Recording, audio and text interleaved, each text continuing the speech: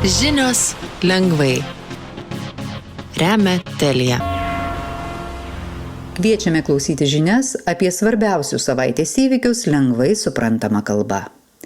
Ši kalba yra reikalinga žmonėms, kuriems yra sunku suprasti įprastą informaciją. Europos komisaras. Europos komisaras yra Europos komisijos narys. Šioje komisijoje yra 27 Europos komisarai. Tai reiškia, kad Europos komisijoje yra po vieną komisarą iš kiekvienos ES šalies. Europos komisarai sprendžia svarbius Europos šalių klausimus.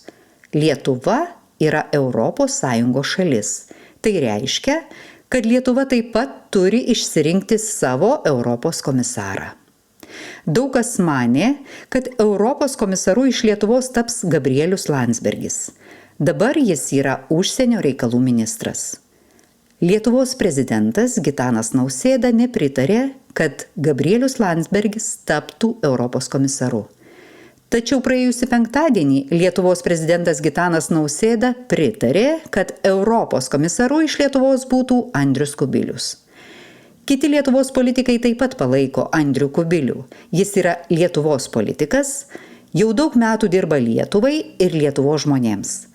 Tačiau, kad Andrius Kubilius taptų Europos komisaru, reikia, kad jo kandidatūrai pritartų Lietuvos Seimas, Europos komisijos pirmininkė Ursula von der Leyen ir Europos parlamentas. Europos komisijoje kiekvienas Europos komisaras yra atsakingas už kokią nors sritį. Pavyzdžiui, Europos komisarai gali būti atsakingi už bendravimą su kitomis šalimis, už sveikatą Europoje, už migraciją Europoje ir už kitas svarbias sritis. Už kokią sritį bus atsakingas Europos komisaras nusprendžia Europos komisijos pirmininkas. Andrius Kubilius turi daug patirties. Tai reiškia, kad jis daug laiko dirbo svarbiais politiniais klausimais. Todėl Lietuva tikisi, kad Andrius Kubilius bus atsakingas už labai svarbę sritį. Trūksta mokytojų. Šiuo metu Lietuvoje labai trūksta mokytojų. Švietimo, mokslo ir sporto ministerija sako, kad dabar Lietuvoje trūksta daugiau nei 600 mokytojų. Dabar daug mokytojų yra vyresnio amžiaus. Tai reiškia, kad jie greitai išeis į pensiją ir nebegalės dirbti. Todėl mokyklų direktoriai bijo, kad ateityje trūks dar daugiau mokytojų. Mokytojų trūksta, nes žmonės nenori dirbti mokytojais ir todėl, kad mokytojai labai daug dirba ir labai pavargsta. Kad Lietuvoje būtų daugiau mokytojų, Švietimo, mokslo ir sporto ministerija mokytojams mokės daugiau pinigų.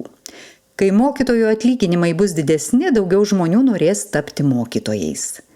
Taip pat Švietimo, mokslo ir sporto ministerija duos pinigų, kad mokytojai galėtų persikvalifikuoti. Tai reiškia, kad mokytojai galėtų išmokti naujų dalykų. Tada mokytojai galės mokyti kelis dalykus, pavyzdžiui, ir istorijos, ir matematikos. Taip pat duos pinigų, kad žmonės, kurie seniau dirbo mokytojais, galėtų vėl grįžti mokyti. Tikimasi, kad tada mokytojų bus daugiau. Jungtinės gerumo pajėgos. Asmenys su negale dažnai turi labai ilgai laukti, jeigu nori apsilankyti pas dantų gydytoją. Taip yra todėl, kad dažnai asmenims su negale reikia taikyti bendrąją nejautrą. Bendroji nejautra yra narkozė. Narkozės metu asmuo yra užmigdomas. Tai reiškia, kad jis nejaučia skausmo, kai jam gydomi dantys. Tačiau kartais asmenims su negale negalima taikyti narkozės dėl jų sveikatos. Žalgirio klinika Vilniuje renka pinigus, kad galėtų atidaryti naują centrą. Šiame centre vaikai ir suaugusieji, kurie turi negalę, galės gydytis dantis ir darytis veido bei žandikaulio operacijas. Lietuvoje trūksta ne tik specialistų, kurie galėtų dirbti su žmonėmis turinčiais negalę, bet ir saugių centrų, kuriuose žmonės jaustųsi patogiai. Tokių centrų Lietuvoje reikia daugiau.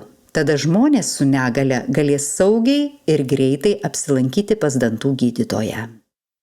Žinias lengvai suprantama kalba rengė Irma Jokštytė Stanevičienė ir Miglė Baltrūnaitė. Žinias vertino Ingrida Olševskytė. Žinias skaitė Lina Žaltauskaitė. Žinias lengvai suprantama kalba remia Telia. Lengvai suprantama kalba yra reikalinga žmonėms, kuriems yra sunku suprasti įprastą informaciją.